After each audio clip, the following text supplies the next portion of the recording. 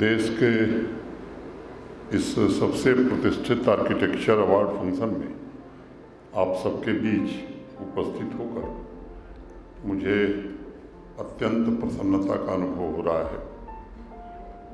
मैं आज इस कार्यक्रम में मौजूद सभी टैलेंटेड आर्किटेक्ट्स, डिज़ाइनर और दूरदर्शी प्लानर्स का अभिनंदन करता हूं और 32वें JK architect of the year award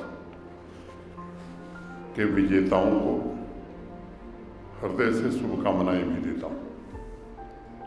अभी डॉक्टर निधिपति जी बता रहे थे कि 3 दशक से ज़्यादा समय से इस अवार्ड फंक्शन का आयोजन हो रहा है। आप में से भी अनेक लोगों ने महसूस किया होगा कि 3 दशक में से पिछले जो 9-10 वर्ष हैं उनका परिवेश हमारे देश में पूरी तरह बदला हुआ है। मैं उन सभी को हृदय से कृतज्ञता ज्ञापित करता हूं जिन्होंने अपने हुनर से, अपनी कला से, अपने विजन से और विज्ञान से आत्मनिर्भर और आकांक्षी भारत के नींव को मजबूत करने में योगदान दिया है। मैं देखता हूं कि किस प्रकार अनेक चीज़ों का सृजन करने में अग्रणी रहा हमारा भारत अपने ही अतीत से दूर भागता है, उससे बचना चाहता है। ये सच है कि अतीत में जीना नहीं है हमको, लेकिन अतीत से सीखकर, अतीत से कुछ सूत्रों को ग्रहण करके हम बेहतर वर्तमान और भविष्य का निर्माण कर सकते हैं। मित्रों, अब समाज का मन, खासतौर से भारतीय मानस बदल गया है।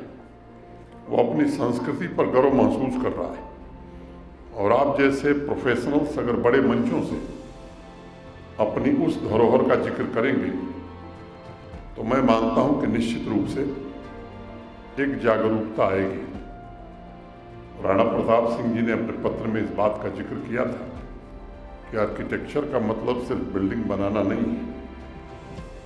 और भी उन्होंने लिखा था, मैं उनकी इस बात से पूर्णतया सहमत हूँ। यह तो एक महान कला है जो किसी भी खाली स्पेस को मनचाहा स्वरूप देकर उसे अस्तित्व को समर्पित कर सकती है। कई बार शायद हम नहीं समझ पाते हैं कि एक आर्किटेक्ट कागज पर जिन आड़ी तिरछी रेखाओं को खींच रहा है उसके गर्भ में क्वालिटी लिविंग के लिए बेहतरीन घर, राष्ट्र निर्माण के लिए बेहतरीन इंफ्रास्ट्रक्चर छिपा हुआ है। एक पुरानी कहावत है कि मकान की नींव के बाद मजबूती के लिए दरवाजे के आर्क को देखिए, और इसलिए आर्किटेक्ट समाज का वह सशक्त स्तंभ है जिसके कंधों पर आम जनजीवन की आवश्यकता की पूर्ति से लेकर देश के विकास के लिए आवश्यक और बेहतर इंफ्रास्ट्रक्चर बनाने का दारोमदार है। अभी भारत के सम्माननीय प्रधानमंत्री श्रीमान नरेंद्र मोदी जी ने मुंबई में जिस अटल सेतु का उद्घाटन किया वह भी आप सबकी कला साधना का ही प्रमाण है।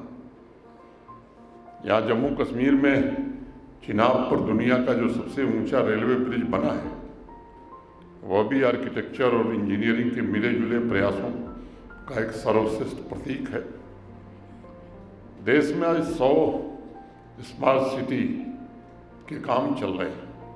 जिस प्रकार का urban space, green space, pedestrian space, green homes का निर्माण हो रहा है, मॉडर्न टेक्नोलॉजी तथा कला के फ्यूजन से जिस प्रकार सस्टेनेबल लिविंग को प्रमोट किया जा रहा है उसका श्रेय भी मैं आप सबको मतलब आर्किटेक्ट और उनकी पूरी प्रोफेशनल कम्युनिटी को देना चाहूँगा। आप में से कुछ लोग शायद हाल में श्रीनगर गए होंगे। वहाँ भी अर्बन ट्रांसफॉर्मेशन पर कुछ काम हुआ है। उसकी तारीफ और उसकी कॉपी कई जगह लोगों ने शुरू किया है। जम्मू में भी कुछ काम प्रारंभ हुआ है। अभी जम्मू के ही रहने वाले एक आर्किटेक्ट को यहाँ सम्मानित किया गया। उनसे मैं निवेदन करना चाहता हूँ, काफ़ी काम किया आपने दिल्ली और देश में, थोड़ा के जम्मू में भी काम करिए। मैं आपको दावत देना चाहता हूँ। मुझे उम्मीद है कि आने वाले भविष्य में आप जैसे प्रोफेशनल आर्किटेक्ट्स अर्बन रिवाइवल में महत्वपूर्ण योगदान देंगे। विकसित भारत की यात्रा में नए इंफ्रास्ट्रक्चर निर्मित करके आप अपना योगदान दें। आज टेक्नोलॉजी और इनोवेशन ने आपको काफ़ी सहूलियत प्रदान की है। घरों या अन्य इंफ्रास्ट्रक्चर को निर्मित करते हुए किस प्रकार उसे भी जब मैं देख रहा था तो नेचुरल लाइट, सोलर पावर का माध्यम, अनेक चीज़ें आप कर रहे हैं। हम उसे एक नई दिशा दे सकते हैं।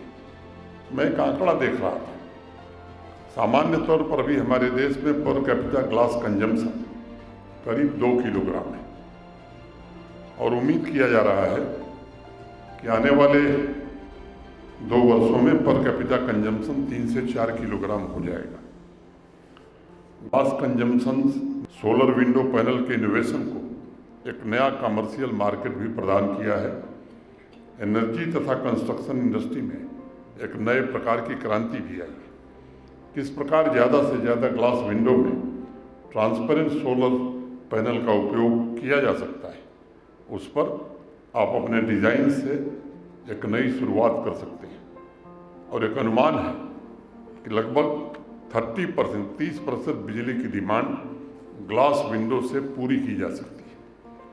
आर्टिफिशियल इंटेलिजेंस और इंडस्ट्री 4.0 के रिवोल्यूशन की अनेक अन्य टेक्नोलॉजी ने इनोवेटिव डिज़ाइन के प्रयासों को और सशक्त बनाया है।